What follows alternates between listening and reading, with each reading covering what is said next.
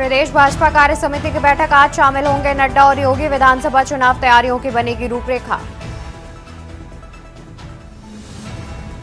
UP में 11 IAS के transfer, 5 जिलों के डीएम बदले। एलडीए के वीसी इंद्रमणि त्रिपाठी औरैया के डीएम बने। चंद्रविजय सिंह को अयोध्या की कमान। अयोध्या में राम मंदिर परिसर में बनेगा 700 मीटर लंबा कॉरिडोर। रामलला दर्शन के बाद सीधे जा सकेंगे सप्त मंडपम। डग्गामार वाहनों को लेकर सीएम योगी सख्त। डग्गामार बिना परमिट की बसें मिली तो नपेंगे बड़े अफसर। बिना परमिट बसों के खिलाफ अभियान चलाने के निर्देश। अब यूपी के गांव-गांव में 24 घंटे पानी आपूर्ति की तैयारी। जल जीवन मिशन के तहत सरकार मिसाल करेगी पेश। पहले चरण में लखनऊ के कई गांवों से शुरू किया जाएगा ट्रायल। यूपी में 1 महीने पहले आई बाढ़। पहाड़ों पर ज्यादा बारिश से उफान पर नदियां। 26 साल पहले पूर्वांचल के 22 जिले डूबे थे। आप देख रहे हैं के न्यूज, खबरों का सारथी। नमस्कार, मैं हूं आपके साथ अवंतिका अवस्थी और हम बात करेंगे उत्तर प्रदेश की खबरों पर। खबर आपको बताते हैं जहां पर यूपी में 5 जिलों के डीएम बदले गए। इंद्रमणि त्रिपाठी डीएम औरैया बने। चंद्रविजय सिंह डीएम अयोध्या बने। बद्रीनाथ सिंह डीएम सोनभद्र बने। तो यूपी में 5 जिलों के बदले गए डीएम। इंद्रमणि त्रिपाठी डीएम औरैया बने। चंद्रविजय सिंह डीएम अयोध्या बने। बद्रीनाथ सिंह डीएम सोनभद्र बने। यूपी में बदले गए 5 जिलों के डीएम। तो वहीं आपको बता दें कि दिव्या मित्तल डीएम देवरिया बनाई गई। नीतीश कुमार बनाए गए एमडी। दक्षिणांचल विद्युत बने वितरत निगम बदायूं के डीएम। मनोज भी हटाए गए। निधि श्रीवास्तव डीएम बदायूं बनाई गई। नीतीश कुमार बनाए गए एमडी। दक्षिणांचल विद्युत बने वितरण निगम। बदायूं के डीएम मनोज भी हटाए गए। नीतीश कुमार बनाए गए एमडी। दक्षिणांचल विद्युत बने वितरण निगम। बदायूं के डीएम मनोज भी हटाए गए। निधि श्रीवास्तव डीएम बदायूं बनाई गई। तो यूपी में 5 जिलों के बदले गए डीएम। इंद्रमणि त्रिपाठी डीएम औरैया बनाए गए। चंद्रविजय सिंह को डीएम अयोध्या बनाया गया। बद्रीनाथ सिंह डीएम सोनभद्र बने। दिव्या मित्तल डीएम देवरिया बनाई गई। इसके अलावा नीतीश कुमार बनाए गए एमडी। दक्षिणांचल विद्युत बने वितरण निगम। बदायूं के डीएम मनोज भी हटाए गए। नीतीश कुमार बनाए गए एमडी। दक्षिणांचल विद्युत बने वितरण निगम।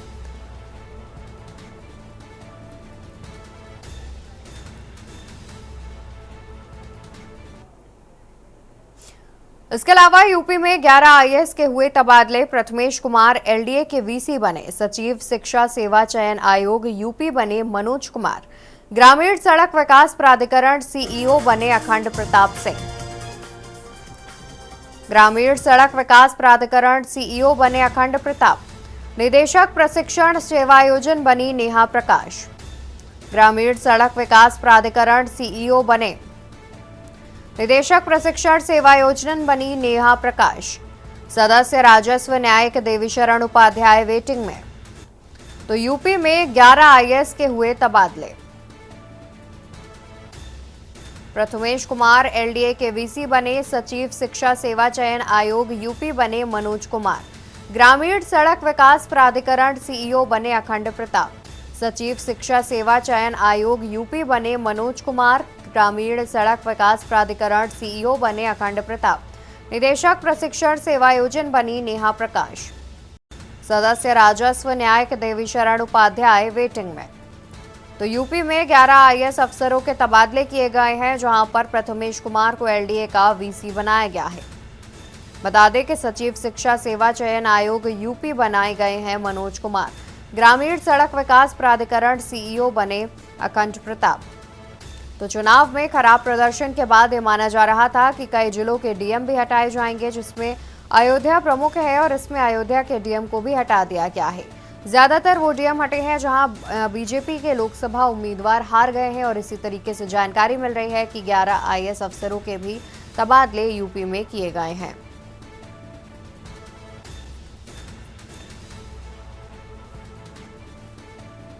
ग्रामीण सड़क विकास प्राधिकरण सीईओ बने अखंड प्रताप। सचिव शिक्षा सेवा चयन आयोग यूपी बने मनोज कुमार। ग्रामीण सड़क विकास प्राधिकरण सीईओ बने अखंड प्रताप। निदेशक प्रशिक्षण सेवायोजन बनी नेहा प्रकाश। सदस्य राजस्व न्यायिक देवीशरण उपाध्याय वेटिंग में। तो यूपी में 11 आईएएस अफसरों के किए गए तबादले। प्रथमेश कुमार एलडीए के वीसी बने। सचिव शिक्षा सेवा चयन आयोग यूपी बने मनोज कुमार। ज्यादा जानकारी के लिए हमारे साथ संवाददाता संदीप मिश्रा जुड़े हुए हैं। संदीप, देखा जाए तो पहले डीएम और उसके बाद आईएएस अफसरों के भी तबादले किए गए हैं, इसको लेकर क्या कुछ जानकारी है?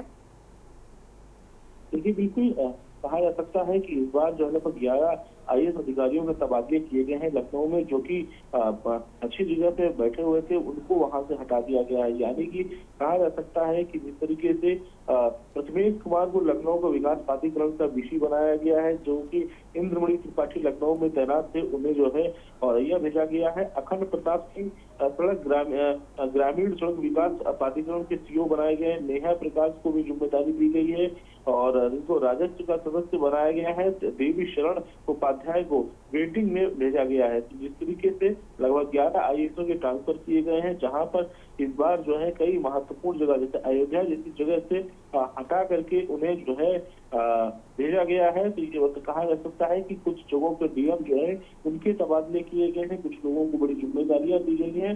तो तमाम तरीके के इस बार ट्रांसफर जो है वो देखने को मिले हैं सत्र से, क्योंकि जिस तरीके से लगभग 30 तारीख तक सत्र था, लेकिन उसके बावजूद भी अब जो है लगातार ट्रांसफरों की जो लिस्ट है वो जारी होते नजर आ रहे हैं। शासन स्तर पर सारी लिस्ट जो है वो जारी की जा रहे हैं। तो जिस तरीके से कई लंबे वक्त से कुछ लोग टिके हुए थे तो उन्हें हटाया गया है, या जिसकी लोकसभा चुनाव में शिकायतें हुई हैं उन लोगों को हटाया गया। तो अब लगातार जो है शासन स्तर पर ऐसे लोगों को हटाया जा रहा है। जी बिल्कुल, और जानकारी ये भी सामने आ रही है कि जहां जहां पर विशेष तौर पर बीजेपी का चुनाव में परिणाम सामने नहीं आया था, उनको खास तौर पर हटाया गया है। डीएम में अगर बात करें तो देखिए, लोकसभा का चुनाव अभी कुछ ही दिन पहले बीता हुआ है, तो निश्चित तौर पे जहां पर भी ऐसे देखने को मिले हैं किस तरीके के रिजल्ट रहे हैं, क्या डीएम का हस्तक्षेप रहा है, ये काफी महत्वपूर्ण होता है।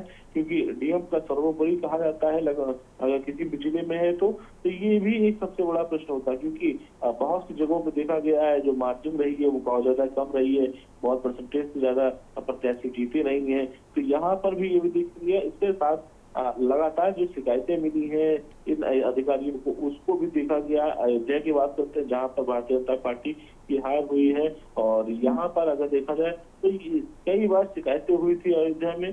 तो ये भी एक महत्वपूर्ण बिंदु है जिसको लेकर के लगातार अब चर्चाएं जो है वो तेज हो चुकी हैं। बिल्कुल, बहुत शुक्रिया संदीप आपका ज्यादा जानकारी हमारे दर्शकों तक पहुँचाने के लिए। तो आपको बता दें कि करीब 11 आईएएस अफसरों के भी तबादले किए गए हैं, वहीं 5 डीएम भी बदले गए हैं।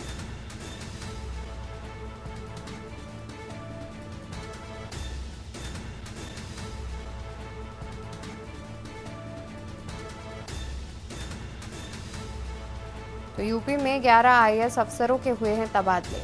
प्रथमेश कुमार एलडीए के वीसी बनाए गए। सचिव शिक्षा सेवा चयन आयोग बने मनोज कुमार। ग्रामीण सड़क विकास प्राधिकरण बने सीईओ अखंड प्रताप।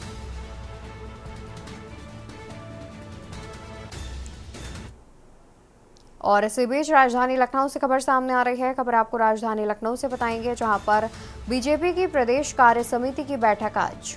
डॉक्टर राम मनोहर लोहिया विधि विश्वविद्यालय में होगी बैठक। यूपी अध्यक्ष भूपेंद्र चौधरी की अध्यक्षता में होगी बैठक। बीजेपी राष्ट्रीय अध्यक्ष जेपी नड्डा बैठक में होंगे शामिल। डॉक्टर राम मनोहर लोहिया विधि विश्वविद्यालय में होगी बैठक। यूपी अध्यक्ष भूपेंद्र चौधरी की अध्यक्षता में किया जाएगा बैठक का आयोजन। बीजेपी राष्ट्रीय अध्यक्ष जेपी नड्डा बैठक में होंगे शामिल। सीएम योगी, डिप्टी सीएम केशव प्रसाद मौर्य, ब्रजेश पाठक होंगे शामिल। तो बीजेपी की प्रदेश कार्य समिति की बैठक आज। डॉक्टर राम मनोहर लोहिया विधि विश्वविद्यालय में किया जाएगा बैठक का आयोजन। यूपी अध्यक्ष भूपेंद्र चौधरी की अध्यक्षता में होगी बैठक। बीजेपी राष्ट्रीय अध्यक्ष जेपी नड्डा बैठक में होंगे शामिल। डॉक्टर राम मनोहर लोहिया विधि विश्वविद्यालय में बैठक का आयोजन किया जाएगा। यूपी अध्यक्ष भूपेंद्र चौधरी की अध्यक्षता में होगी बैठक। बीजेपी राष्ट्रीय अध्यक्ष जेपी नड्डा भी इस बैठक में होंगे शामिल। सीएम योगी, डिप्टी सीएम केशव प्रसाद मौर्य और ब्रजेश पाठक इस बैठक में शामिल होंगे। बीजेपी की प्रदेश कार्य समिति की बैठक होनी है आज, जहां पर डॉक्टर राम मनोहर लोहिया विधि विश्वविद्यालय में बैठक का किया जाएगा आयोजन। यूपी अध्यक्ष भूपेंद्र चौधरी की अध्यक्षता में होगी बैठक। बीजेपी राष्ट्रीय अध्यक्ष जेपी नड्डा बैठक में होंगे शामिल। डॉक्टर राम मनोहर लोहिया विधि विश्वविद्यालय में किया जाएगा बैठक का आयोजन। यूपी अध्यक्ष भूपेंद्र चौधरी की अध्यक्षता में होगी बैठक। बीजेपी राष्ट्रीय अध्यक्ष जेपी नड्डा बैठक में होंगे शामिल। सीएम योगी, डिप्टी सीएम दोनों ही डिप्टी सीएम भी इस बैठक में शामिल होंगे।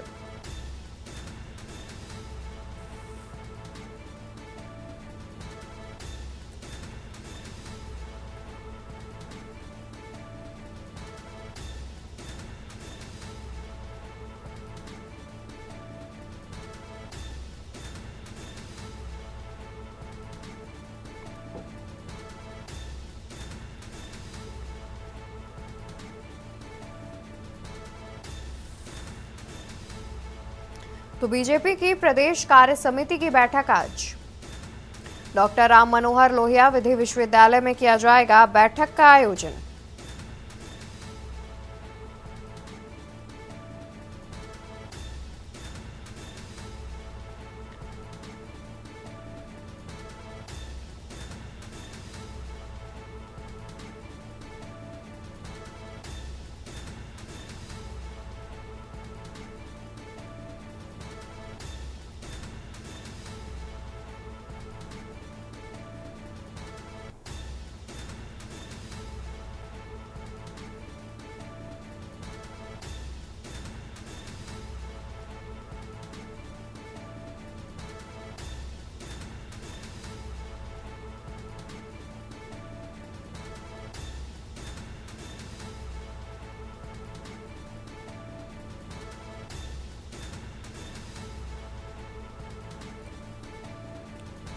तो बीजेपी की प्रदेश कार्य समिति की बैठक आज, जहां पर डॉक्टर राम मनोहर लोहिया विधि विश्वविद्यालय में बैठक का आयोजन किया जाएगा।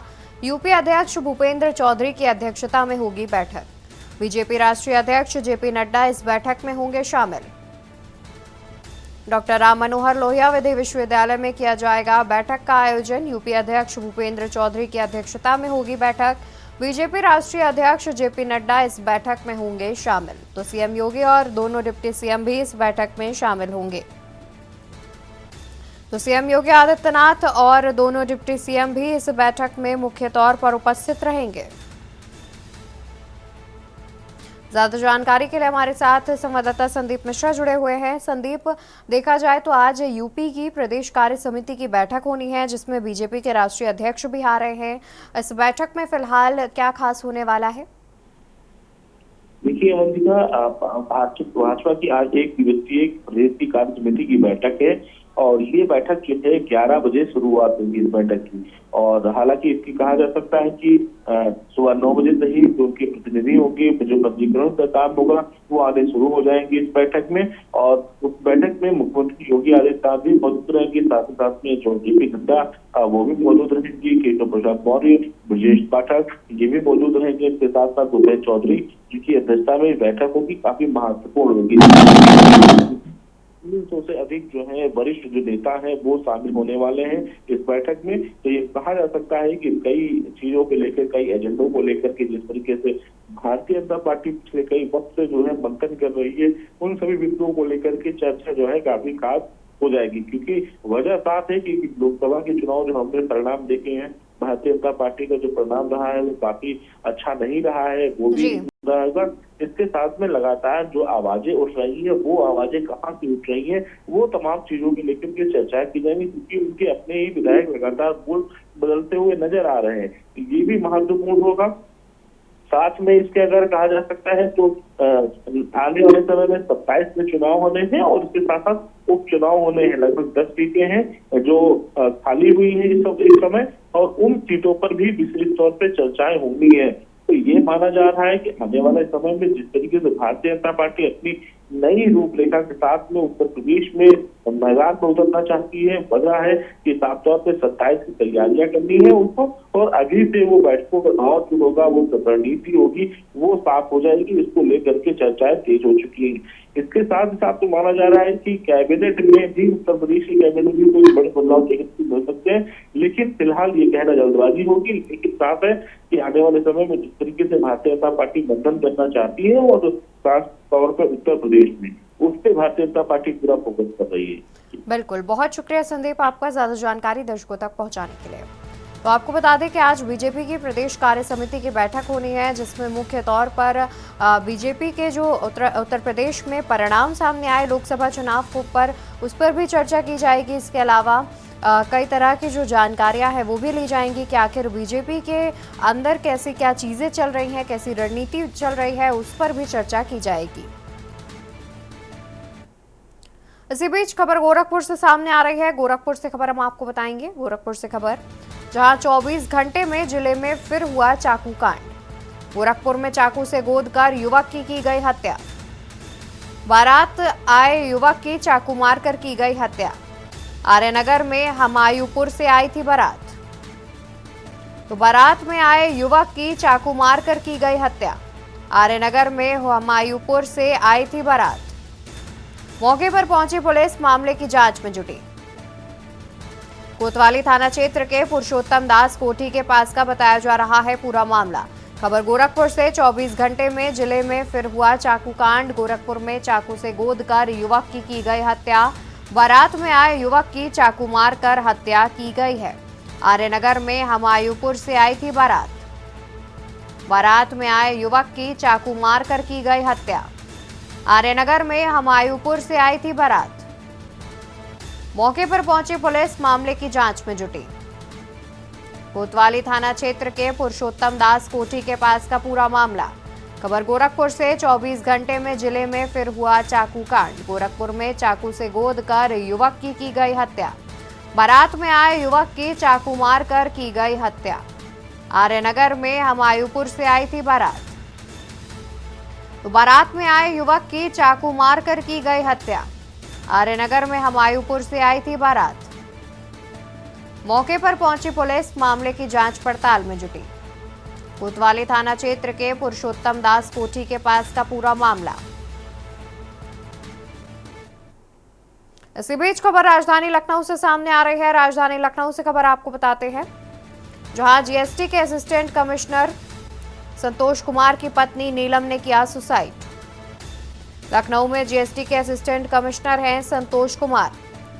घर के कमरे में फंदे से लटकती मिली लाश। जिम से लौटा पति, देखा पत्नी का शव। पुलिस ने शव को पोस्टमार्टम के लिए भेजा। असिस्टेंट कमिश्नर गोल्फ सिटी के हैं निवासी। सुशांत गोल्फ सिटी थाना पुलिस जांच में जुटी। तो जीएसटी असिस्टेंट कमिश्नर की पत्नी ने की आत्महत्या। संतोष कुमार की पत्नी नीलम ने किया सुसाइड। लखनऊ में जीएसटी के असिस्टेंट कमिश्नर हैं Santosh Kumar.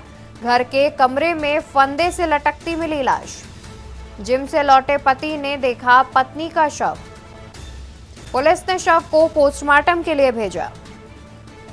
Assistant commissioner golf city के हैं निवासी।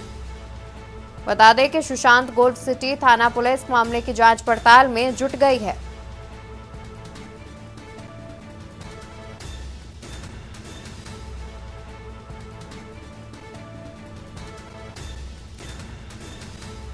घर के कमरे में फंदे से लटकती मिली लाश।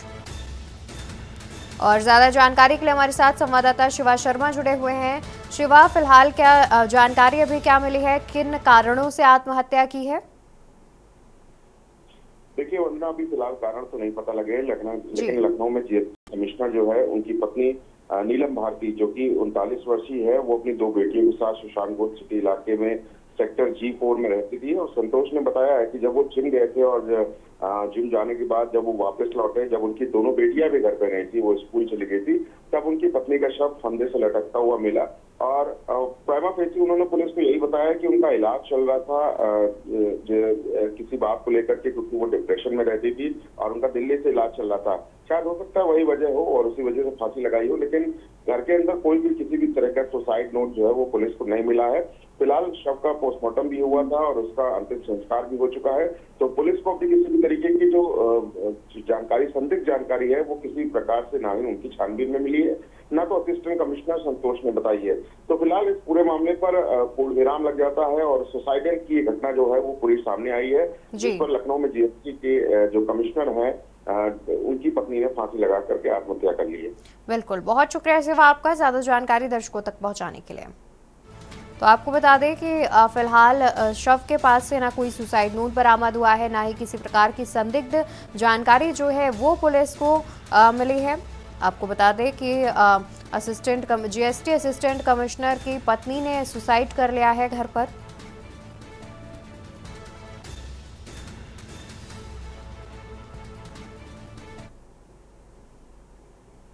और यहाँ रुकेंगे एक ब्रेक के लिए, जल्द हाजिर होंगे। आप देख रहे हैं के न्यूज़, खबरों का सारथी।